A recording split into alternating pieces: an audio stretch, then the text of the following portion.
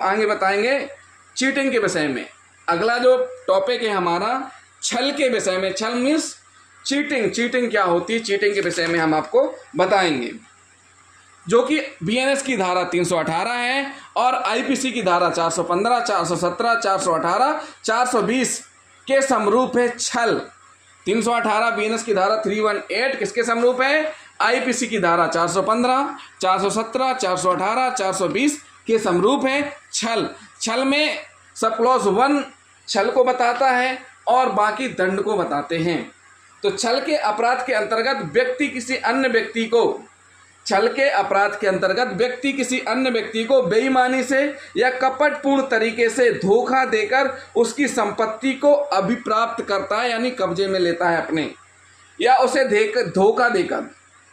फिर से समझिए, छल के अपराध के अंतर्गत व्यक्ति किसी अन्य व्यक्ति को बेईमानी से या कपटपूर्ण तरीके से धोखा देकर उसकी संपत्ति को अभिप्राप्त करता है या उसे धोखा देकर संपत्ति का परिधान करने के लिए उत्प्रेरित करता है।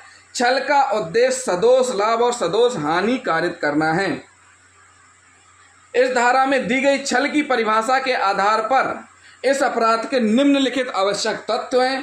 पहला, किसी व्यक्ति को धोखा दिया गया हो। क्या किया गया हो? किसी व्यक्ति को धोखा दिया गया हो। नंबर दूसरा का सब क्लॉज ए, इस प्रकार धोखा दिए गए व्यक्ति को बेईमानी से कपट पूर्वक क्या किया गया हो? नंबर 1 2A का सब क्लॉज 1, किसी व्यक्ति को कोई संपत्ति परिधान करने के लिए उत्प्रेरित किया गया हो। मतलब इस प्रकार से उत्प्रेरित किया गया हो कपट पूर्वक बेईमानी से कि सामने वाला आपको संपत्ति अपनी दे दे।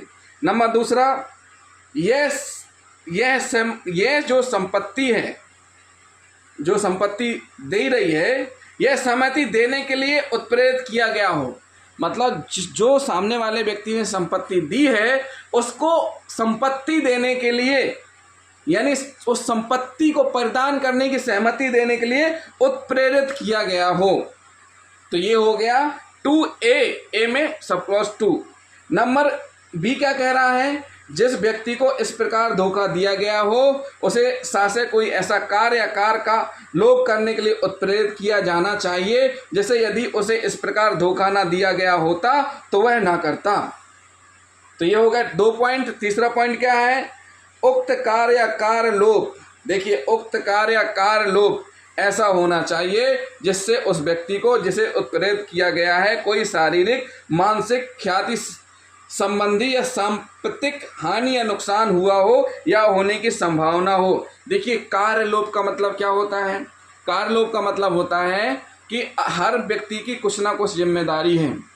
अगर वह देख रहा है कि सामने कोई अपराध घटित हो रहा है, एक ऑन ड्यूटी पुलिस अधिकारी या पुलिस अधिकारी एक रास्ते से निकल रहा है और सब बगल में विवाद होते हुए देख के वहाँ नहीं रुकता है, ना ही मौके पे पहुँचता है, ना ही किसी प्रकार से अपराधी को पकड़ता है, तो इस स्थिति में ये माना जाएगा कि उसने कार्य का लोभ किया, यानी उसकी तो रिस्पॉन्सिबिलिटी थी, जिम्मेदारी थी वह कार्य करना, यानी अपराध रोकना, लेकिन उसने नहीं किया। तो उक्त कार्य कार लोभ ऐसा होना चाहिए जिससे उस व्यक्ति को जिसे उत्प्रेरित किया गया है कोई शारीरिक मानसिक ख्याति संबंधी या सांपत्तिक हानि या नुकसान हुआ हो या होने की संभावना हो। इस धारा के अधीन छल के केवल सर्वसाधारण मामले ही आते हैं। यदि छल द्वारा किसी संपत्ति का परिधान हुआ है यदि छल द्वारा किसी संपत्ति का परिधान हुआ है, किसी मूल्यवान संपत्ति को नष्ट किया गया है, तो उस दशा में इस धारा के प्रावधान लागू होंगे। संपत्ति, इस धारा के प्रयोजन के लिए कोई वस्तु संपत्ति है, कोई वस्तु संपत्ति है अथवा नहीं है, इस बात पर निर्भर नहीं करता कि उसका पैसों में या बाजार में कोई वास्तविक मूल्य है अथवा नहीं। जिस व्यक्ति ने उस वस्तु को किसी अन्य व्यक्ति को धोखा देकर प्राप्त किया है, यदि वह उसे मूल्यवान समझता है तो इस धारा के अर्थ में वह वस्तु संपत्ति मानी जाएगी। उदाहरण, परीक्षा उत्तीर्ण करने का प्रमाण पत्र, परीक्षा में सम्मिलित होने का प्रमाण पत्र, स्वास्थ्य प्रमाण पत्र, लाइसेंस, पासपोर्ट आदि को इस धारा के संदर्भ में संपत्ति माना गया है। उच्चतम न्यायालय ने एस.डब्ल्यू. पलनीटकर बनाम बिहार राज्य के बाद में धारा 415 के अंतर्गत छल के आवश्यक तत्वों का उल्लेख करते हुए एक वाद पुनः दोहराया है।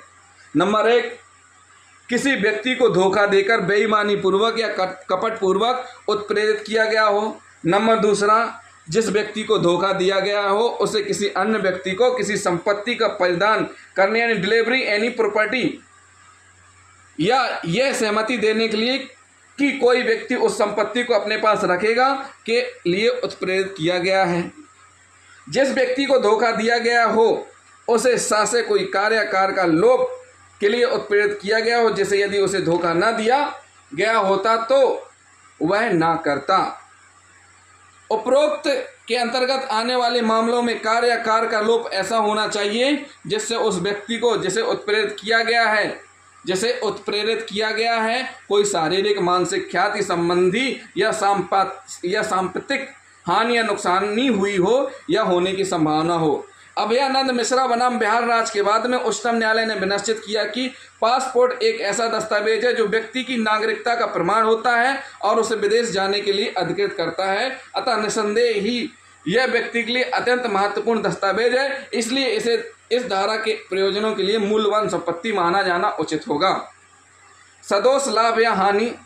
छल के अपराध के लिए किसी व्यक्ति को सदोष लाभ या सदोष हानि होना या इसकी संभावना होना आवश्यक है। हानि मानसिक शारीरिक प्रतिष्ठा संबंधी या संपत्ति संबंधी इनमें किसी प्रकार की भी हो सकती है। सदोष हानि और सदोष लाभ होने की इसकी संभावना होना आवश्यक है। हानि मानसिक शारीरिक प्रतिष्ठा संबंधी या संपत्ति संबंधी इनमें से किसी प्रकार की भी हो सकती है। के कृष्णमूर्ति बनाम आंध्र प्रदेश राज्य के बाद में अभियुक्त मद्रास चिकित्सा सेवा में अस्थायी रूप से सहायक चिकित्सक के पद पर कार्य कर रहा था। उसने अपने नाम, जन्म स्थान, पिता का नाम तथा शैक्षणिक योग्यता आदि के बारे में मिथ्या व्यपदेशन करते हुए मद्रास लोक सेवा आयोग द्वारा विज्ञापित स्थायी सहायक चिकित्सक के पद हेतु आवेदन किया तथा आयोग ने उसका चयन करके उसका नाम नियुक्त हेतु मद्रास सरकार को भेज दिया तथा वह उक्त पद पर नियुक्त होकर अनेक वर्षों तक वेतन आदि लेता रहा। जब अभियुक्त के मिथ्या व्यपदेशन का पता चला तो उसके विरुद्ध इस धारा के अंतर्गत अभियोजन चलाया गया। न्यायालय ने विनिश्चित किया कि यद्यपि अभियुक्त ने मद्रास लोक सेवा आयोग के साथ छल किया था, जो एक स्वतंत्र परामर्शदात्री संस्था है, फिर भी इसे सरकार के साथ छल माना जाएगा क्योंकि इससे अभियुक्त को सदोष लाभ हुआ और मद्रास सरकार को सदोष हानि। इसी प्रकार सुनील कुमार दत्त बनाम राज के बाद में एक सवर्ण व्यक्ति ने स्वयं को अनुसूचित जाति का मिथ्या व्यपदेशन करते हुए संघ लोक सेवा आयोग द्वारा भारतीय प्रशासनिक सेवा IAS में चयनित होने में सफलता प्राप्त की। उसे इस धोखाधड़ी के लिए धारा 429 के अधीन सिद्ध दोष किया गया क्योंकि उसने संघ लोक सेवा आयोग तथा भारत सरकार के साथ छल किया था। कपट पूर्वक या बेईमानी से इस धारा के लागू किए जाने हेतु अभियुक्त का उस समय का आशय विचार में लिया जाता है जब उसने बेईमानी पूर्वक या कपट पूर्वक छल किया है। चिंतामण बनाम धानेश्वर के बाद में मकान खरीदने के पहले जब अभियुक्त से पूछा गया कि मकान पर किसी प्रकार का भार तो नहीं हो, तो अभियुक्त ने सासे यानी जानबूझकर धोखा देने के आशय से जवाब दिया कि मकान सभी प्रकार के भारों से पूर्णतः मुक्त है। बाद में मकान खरीदे जाने पर वह भारयुक्त पाया गया, अतः ऐसे बाद में अभियुक्त को इस धारा के अंतर्गत दोष सिद्ध किया गया।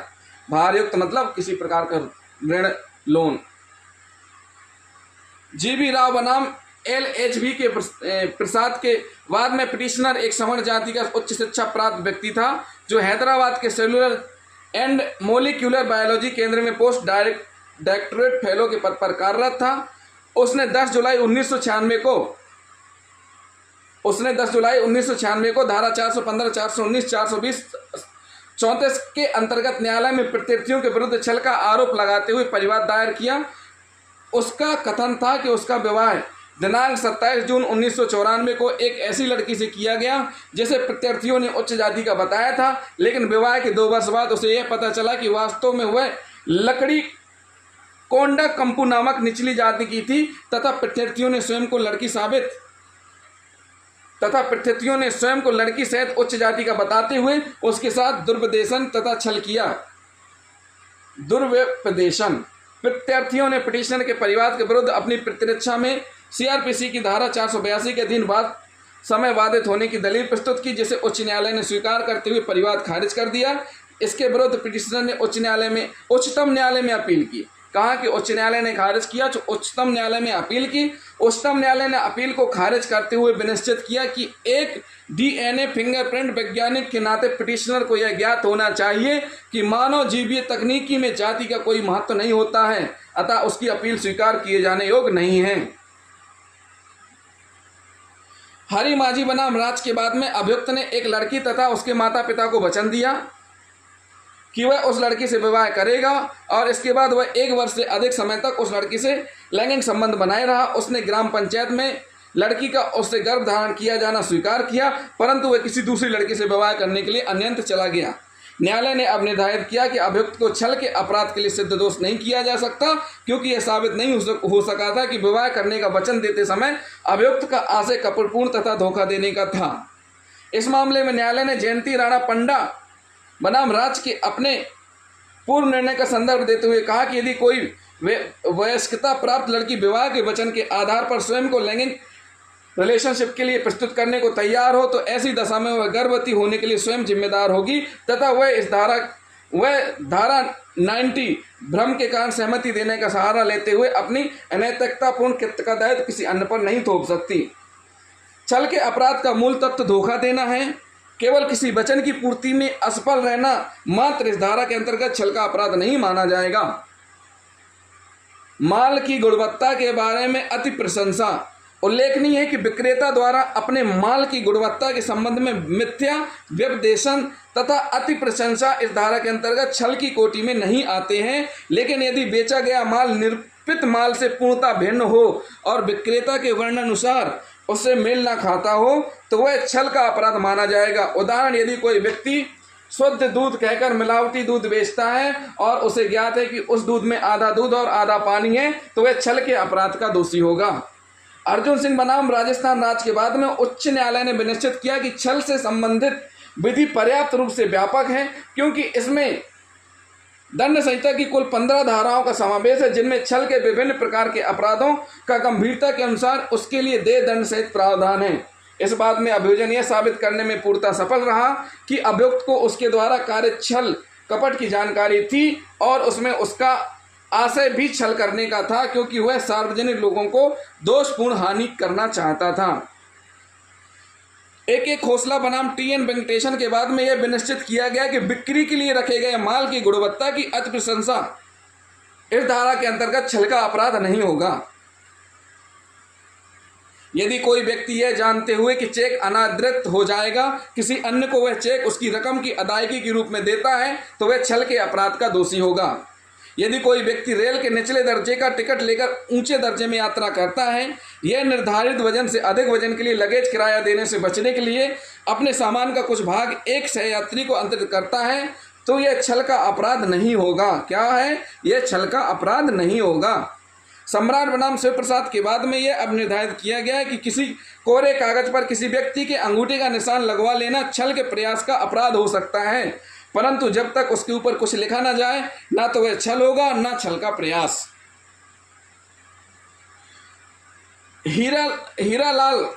हरिलाल भगवती बनाम सीबीआई नई दिल्ली के बाद में उच्चतम न्यायालय ने एक बार पुनः स्पष्ट किया कि अभियुक्त के विरुद्ध इस धारा के अंतर्गत छल का अपराध साबित करने के लिए परिवादी द्वारा यह सिद्ध किया जाना आवश्यक होगा कि वचन देते समय या करार करते समय अभियुक्त का आशय कपटपूर्ण या बेईमानी करने का था। अतः केवल वचन भंग सिद्ध कर देने मात्र से अपराधी के विरुद्ध छल के अपराध की अवधारणा नहीं की जा सकती। क्या नहीं की जा सकती? छल की अवधारणा नहीं की जा सकती है। सुरेश बनाम महादेव पप्पा सिप्पा दन्नाओं के बाद में उच्चतम न्यायालय ने निर्णित किया कि मकान के क्रय संबंधी संविदा का उल्लंघन या अपालन में सिविल न्यायालय में वाद योग होगा। अतः इसे प्रथम दृष्टया इस धारा के अंतर्गत छल के अपराध का सृजन नहीं होता है। छल का प्रयास क्या होता है ये भी हम समझ लेते हैं। छल का प्रयास अन्य अपराधों के प्रयास की भांति छल का प्रयास भी बीएनएस की धारा 318 के अंतर्गत दंडनीय होगा। क्या होगा? बीएनएस की धारा 318 के अंतर्गत दंडनीय होगा। उदाहरण, यदि कोई छद्म चिकित्सा व्यवसायी अपने कोई नेम प्लेट या लेटर हेड पर ऐसी उपाधि का ऐसी उपाधि का उल्लेख करता है जो वास्तव में धारित नहीं है। फिर से समझिए, कोई डॉक्टर है जिसने क्या किया है, ऐसी उपाधि का उल्लेख किया है जबकि वह ऐसी उपाधि धारित नहीं करता है। क्या नहीं करता है? ऐसी उपाधि धारित नहीं करता है। तो ऐसी स्थिति में क्या होगा साथियों? ऐसी स्थिति में ये माना जाएगा कि उसने एक कार्य किया। तो साथियों बीएनएस की धारा 62 है। अब प्रयास, पहले क्या थी आईपीसी में 511 थी, अब क्या है 62 है, यानी 62। तो अन्य अपराधों के प्रयास की भांति छल का प्रयास भी धारा 318 और 62 के अंतर्गत दंडनीय होगा। उदाहरण, यदि कोई छद्म चिकित्सा व्यवसायी अपनी नेम प्लेट या लेटर हेड पर ऐसी उपाधियों मीन्स डिग्रीज का उल्लेख करता है जो वास्तव में धारित नहीं करता है, तो उसे धारा 318 और 62 के अंतर्गत छल के प्रयास के अपराध के लिए दंडित किया जाएगा। छल और उद्यापन में अंतर क्या है, ये भी हम आपको बता देते हैं। छल और उद्यापन में क्या अंतर है, ये भी हम आपको बता देते हैं। यद्यपि छल और उद्यापन दोनों ही अपराधों में सदोष लाभ अथवा सदोष हानि का तत्व विद्यमान होना आवश्यक है तथा दोनों ही अपराधों में अभियुक्त किसी अन्य व्यक्ति को चल या अचल संपत्ति का परिधान करने के लिए विवश करता है, परंतु फिर भी दोनों अपराध एक दूसरे से भिन्न है। कैसे भिन्न है समझिए। नंबर 1, छल के अपराध में किसी व्यक्ति को धोखा देकर संपत्ति का परिधान करने के लिए उत्प्रेरित किया जाता है छल के अपराध में, जबकि उद्यापन में अभियुक्त किसी अन्य व्यक्ति को धमकी देकर उसे संपत्ति का परिधान करने के लिए विवश करते हैं। उत्प्रेरित यानी इस प्रकार से प्रेरित करना कि वह संपत्ति दे छल में, और इसमें उद्यापन में धमकी। नंबर 2, जब कोई व्यक्ति किसी व्यक्ति को कपट पूर्वक या बेईमानी से कोई संपत्ति परिधान करने के लिए उत्प्रेरित करता है तो वह छल का अपराध होता है, परंतु जब कोई व्यक्ति किसी अन्य व्यक्ति को धमकी देकर या अभित्रास से संपत्ति देने के लिए विवश करता है तो वह उद्यापन का अपराध होता है।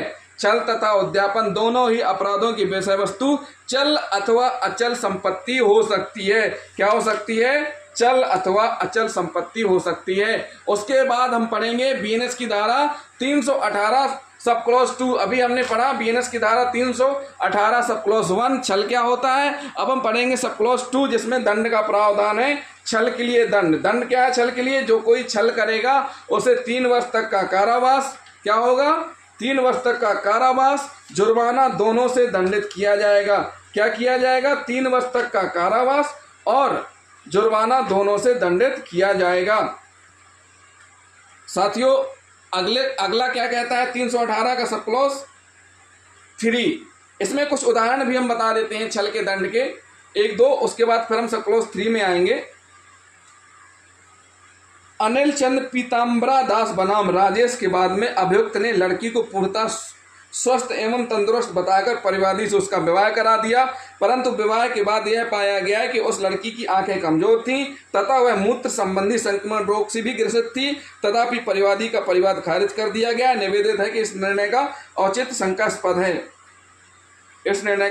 शंकास्पद है। जहां अभियुक्त होटल में खाना खाकर बिल चुकाए बिना चल दिया हो और उसने अपना नाम व पता होटल में न छोड़ा हो तो उसे इस धारा के अंतर्गत छल के अपराध के लिए दंडित किया जाएगा। रविचंद्रन बनाम मरियम्माल के बाद में अभियुक्त एक लड़की से प्रेम करता था तथा दोनों प्रयास साथ साथ रहते थे। एक दिन अभियुक्त ने लड़की को उसके साथ लैंगिक संभोग करने के लिए इस मिथ्या व्यपदेशन के साथ उत्प्रेरित किया कि वह शीघ्र ही उससे विवाह कर लेगा। इस मिथ्या व्यपदेशन पर विश्वास करते हुए लड़की इस कृत्य के लिए सहमत हो गई, जिसके परिणाम स्वरूप उसे गर्भ ठहर गया। यह तथ्य सभी को ज्ञात हो गया, परंतु अभियुक्त ने उस लड़की से विवाह करने से इनकार कर दिया। न्यायालय ने अब निर्धारित किया कि अभियुक्त धारा 417 यानी आईपीसी की धारा 417 के अंतर्गत छल के लिए दोषी था, क्योंकि यदि वह लड़की से विवाह का मिथ्या वचन न देता तो वह उसके साथ संभोग के लिए तैयार न होती, जो उसके गर्भ धारण का कारण बना। इस मामले में अभियुक्त द्वारा यह तर्क कि छल का अपराध संपत्ति से संबंधित अपराधों के अध्याय में समाविष्ट होने के कारण उसका प्रकरण इस धारा के अंतर्गत नहीं आता, न्यायालय द्वारा नामंजूर कर दिया गया। क्या कर दिया गया? न्यायालय द्वारा नामंजूर कर दिया गया। निवेदित है कि यदि इस बात में अभियुक्त यह तर्क प्रस्तुत करता कि लड़की के व्यस्क होने के कारण उसे यह ज्ञात होना चाहिए था कि किसी भी स्थिति में विवाह के पूर्व लैंगिक संभोग अवैध होता है और फिर भी वह इस कृत्य के लिए सहमत हुई तो संभवतः न्यायालय द्वारा उसकी यह दलील स्वीकार कर भी ली जाती। तो साथियों, इसमें दंड का प्रावधान कितना है? 3 वर्ष तक का कारावास और जुर्माना दोनों से दंडित किया जाएगा सिद्ध दोष होने पर। अब हम पढ़ेंगे इसी में आगे सब क्लॉज 3। सब क्लॉज 3 क्या कहता है? जो कोई इस ज्ञान के साथ छल करेगा कि यह संभाव्य है कि वह तद द्वारा उस व्यक्ति को सदोष हानि क्या करेगा? तद द्वारा सदोष हानि पहुंचाए जिसका हित उस संव्यवहार में जिसे वह छल संबंधित है संरक्षित रखने के लिए वह या तो विधि द्वारा या वैध संविदा द्वारा आबाद था।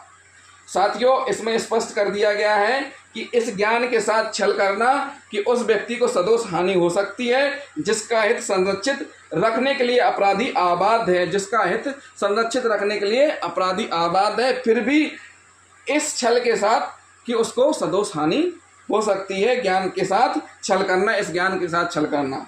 यह धारा छल का एक अन्य गंभीर स्वरूप प्रस्तुत करती है जिसके अंतर्गत किसी ऐसे व्यक्ति द्वारा सब क्लॉज 3 के अंतर्गत स्पष्ट कर दिया गया है कि यह एक गंभीर स्वरूप प्रस्तुत करती है जिसके अंतर्गत किसी ऐसे व्यक्ति द्वारा उस व्यक्ति को सदोष हानि पहुंचाई जाना छल माना गया है जिसके हित की रक्षा करने के लिए वह व्यक्ति विधिता बाध्य है। अतः इस धारा के अंतर्गत बैंकर, सॉलिसिटर, अभिकर्ता, न्यासी, संरक्षक, कंपनी के निदेशक, हिंदू परिवार के प्रबंधक आदि द्वारा उनके हितग्राहियों के प्रति किए गए छल के लिए दंड का प्रावधान है। इस धारा का मूल उद्देश्य यह है कि विश्वस्तता पर आधारित संबंधों के दुरुपयोग के लिए दोषी व्यक्ति को कठोरतम दंड दिया जाना चाहिए। क्या किया जाना चाहिए?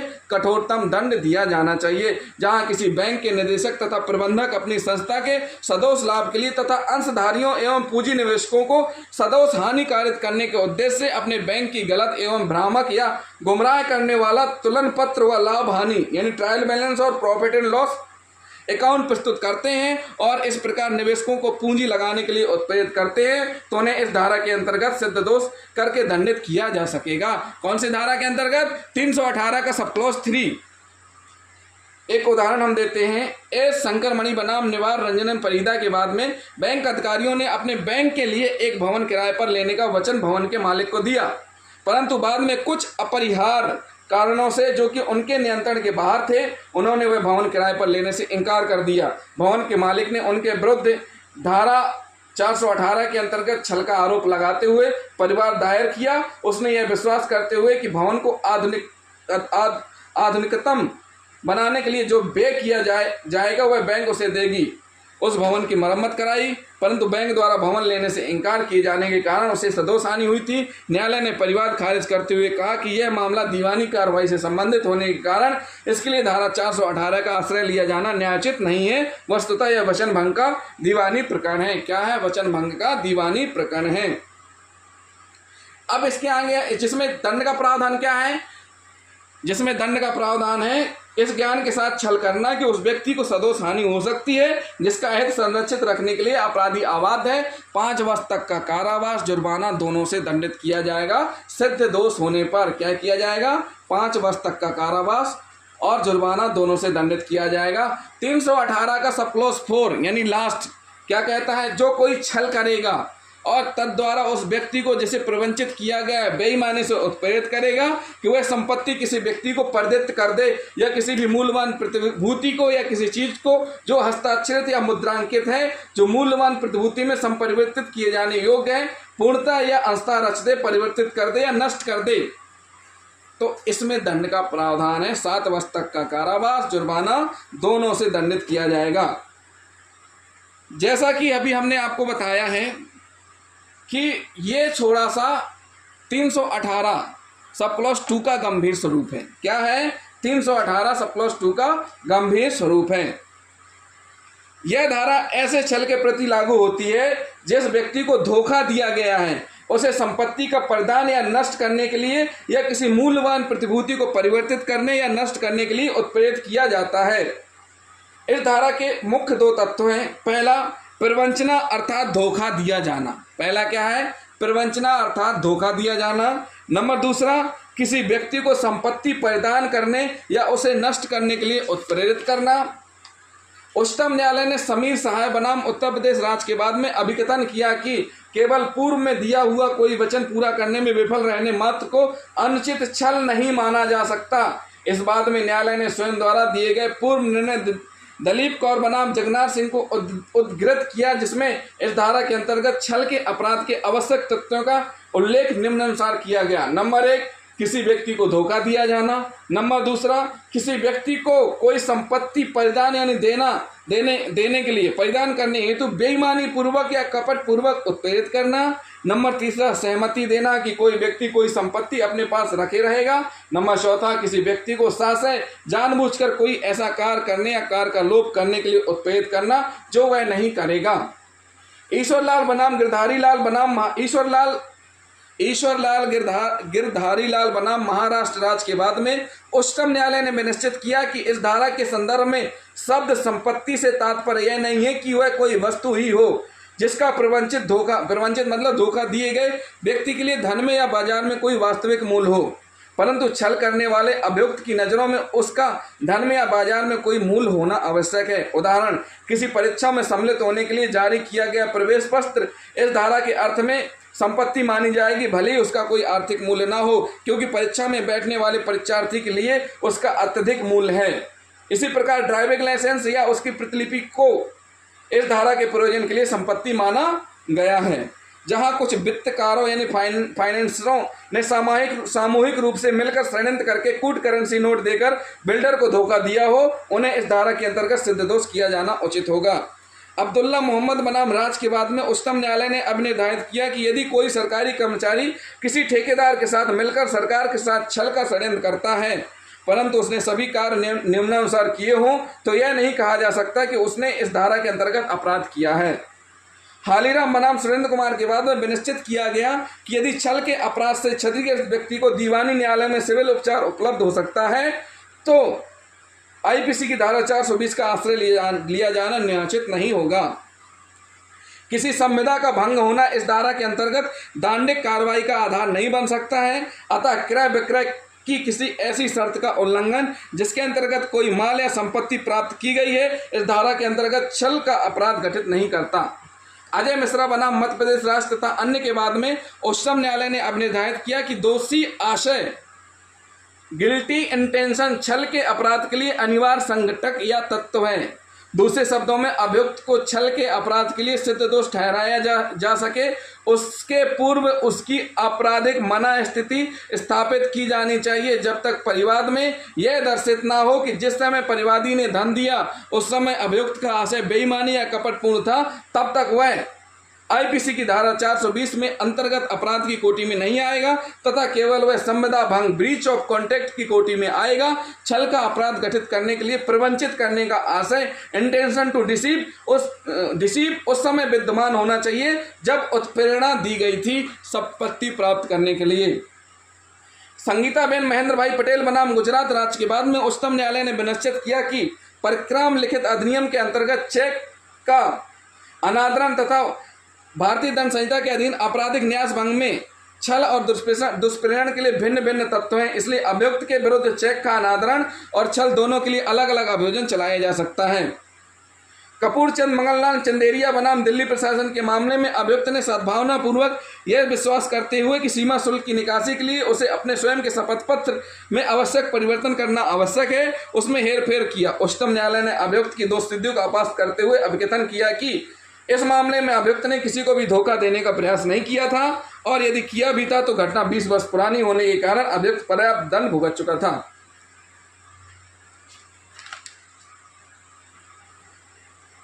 बीबीएल एन चेरी बनाम एन.ए. मार्टिन के बाद में केरल उच्च न्यायालय ने विनिश्चित किया कि किसी बैंक चेक के अनादरित हो जाने मात्र के आधार पर आईपीसी की धारा 420 के अंतर्गत छल का अपराध घटित नहीं हो जाता है, जब तक कि यह साबित ना कर दिया जाए कि चेक जारी करने वाले व्यक्ति को यह ज्ञात था कि उसके खाते में चेक पर अंकित मूल्य की धनराशि उपलब्ध नहीं है। इस बात में परिवादी का कथन था कि उसने अभियुक्त को माल की सप्लाई इस आश्वासन पर दी थी कि माल प्राप्त होती है उसके मूल्य का भुगतान कर दिया जाएगा, और इस हेतु अभियुक्त ने परिवादी को उत्तर दिनांकित पोस्ट डेटेड चेक भी जारी कर दिए थे, परंतु ये चेक बैंक द्वारा अनादृत कर दिए गए क्योंकि अभियुक्त के खाते में उतनी राशि जमा नहीं थी।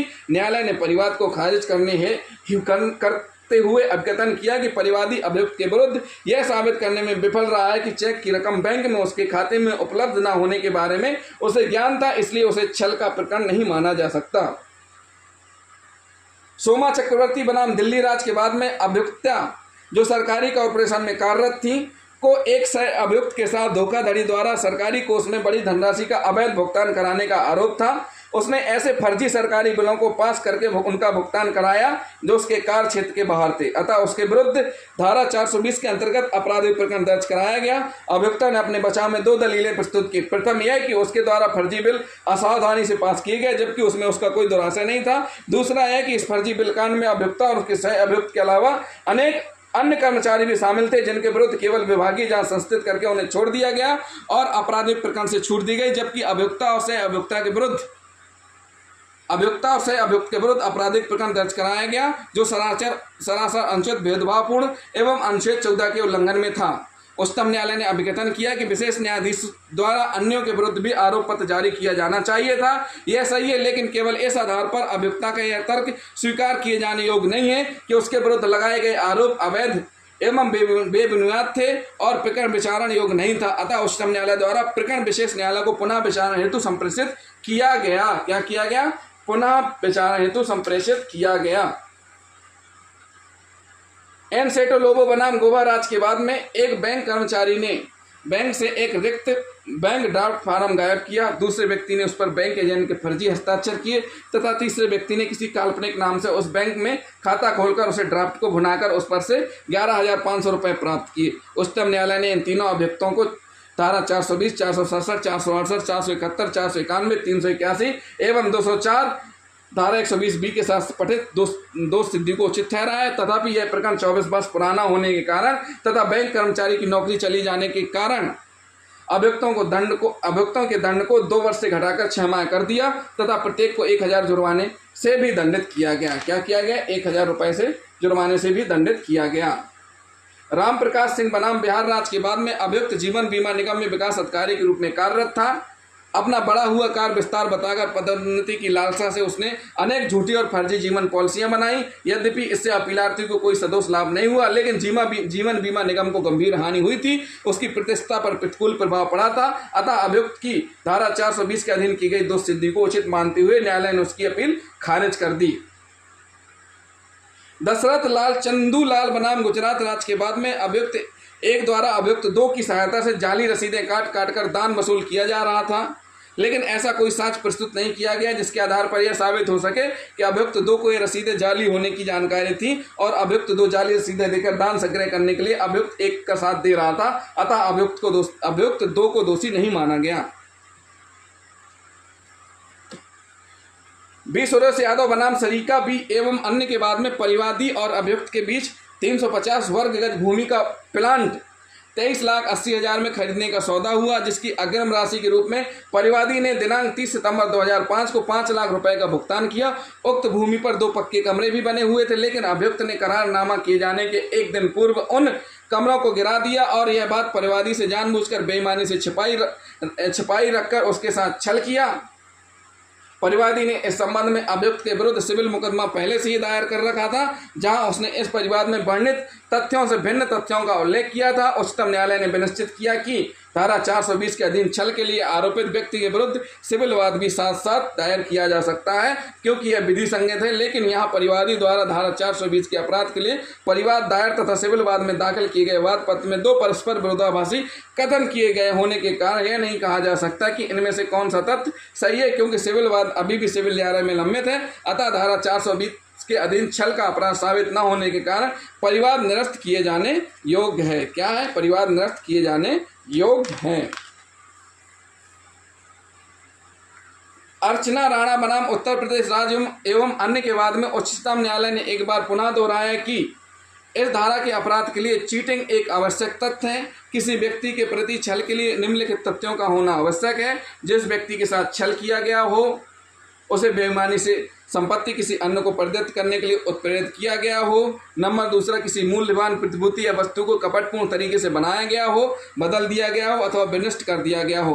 प्रस्तुत बाद में परिवादी ने अपीलार्थी अर्चना राणा तथा उसके पति के विरुद्ध प्राथमिकी FIR दर्ज कराई कि उन्होंने परिवादी के पुत्र को नौकरी दिलाने का झांसा देकर 5 लाख रुपए हड़प लिए और पुत्र को नौकरी न मिलने पर जब परिवादी ने अपीलार्थी और उसके पति घर जाकर रुपयों की वापसी की मांग की तो उन्होंने परिवादी को धक्का देकर घर से बाहर निकाल दिया और बेइज्जती की। इस प्राथमिकी के आधार पर अपीलार्थी के विरुद्ध IPC की धारा 419, 420, 323, 506 और 504 के अधीन आपराधिक कार्रवाई संस्थित की गई। अपीलार्थी ने इस कार्रवाई के विरुद्ध उच्च न्यायालय में अपील करते हुए निवेदन किया कि न्यायालय CRPC की धारा 482 के अधीन अपनी अंतर्निहित शक्ति का प्रयोग करते हुए उक्त कार्रवाई को अपस्त करे, लेकिन प्रकरण के तथ्यों में एवं उपलब्ध साक्ष्य के आधार पर न्यायालय ने अपीलार्थी की अपील खारिज करते हुए हस्तक्षेप करने से इनकार कर दिया, जिससे व्यथित होकर अपीलार्थी ने उच्चतम न्यायालय यानी सुप्रीम कोर्ट में अपील की। सुप्रीम कोर्ट ने विनिश्चित किया कि यदि परिवादी द्वारा दायर की गई प्राथमिकी में अपीलार्थी के विरुद्ध लगाए गए आरोप सरसरी तौर पर सही मान लिए जाएं तो भी यह धारा 420 का प्रकरण नहीं बनता, क्योंकि इसमें छल का तत्व विद्यमान नहीं है, जो कि धारा 420 के अंतर्गत आवश्यक होता है। अपीलार्थी के विरुद्ध 323, 506, 504 की आपराधिक कार्रवाई यथावत जारी रखने हेतु अभियोजन जारी रखा जाए। साथियों, अब हम कुछ आपको अंतर बताएंगे। क्या बताएंगे? अंतर बताएंगे। BNS की धारा 317 सब क्लॉज 2 और BNS की धारा 318 सब क्लॉज 4। लेकिन इसके पहले हम आपको बता दें कि BNS की धारा 318 सब क्लॉज 4 में दंड का प्रावधान है 7 वर्ष तक का कारावास, जुर्माना दोनों से दंडित किया जाएगा दोष सिद्ध होने पर। अब अंतर क्या है 317 सब क्लॉज 2 और 318 सब क्लॉज 4 में क्या अंतर है? धारा 317 सब क्लॉज 2 छल के अपराध को परिभाषित करती है, जबकि धारा 318 सब क्लॉज 4 संपत्ति के बेईमानी पूर्वक परिधान किए जाने के छल से संबंधित है। धारा 317 सब क्लॉज 2 के अनुसार उत्प्रेरण बेईमानी पूर्वक या कपट पूर्वक किया गया हो, जो उत्प्रेरित करते समय अभियुक्त के आशय पर निर्भर करेगा। धारा 317 के 2 भाग हैं। इसमें देखिए साथियों 4 कर दिए गए। 317 सब क्लॉज 2 के 2 भाग बताए गए हैं। प्रथम भाग के अनुसार अभियुक्त ने परिवादी को संपत्ति का परिधान करने हेतु बेईमानी पूर्वक या कपट पूर्वक उत्प्रेरित किया हो। दूसरे भाग के अनुसार अभियुक्त ने परिवादी को कोई कार्य करने या कार्य करने का लोभ करने के लिए साशय उत्प्रेरित किया हो। दूसरे शब्दों में छल के लिए उत्प्रेरण साशय किया होना आवश्यक है। क्या है? साशय किया होना आवश्यक है। तो साथियों, ये हमने आपको बताई BNS की धारा 318, जिसमें 4 सब क्लॉज हैं। फर्स्ट में छल की परिभाषा, दूसरे और तीसरे चौथे में दंड का प्रावधान किया गया है और किस प्रकार किन परिस्थितियों में दंडित किया जाएगा वो भी हमने आपको स्पष्ट कर दिया। अब हम पढ़ेंगे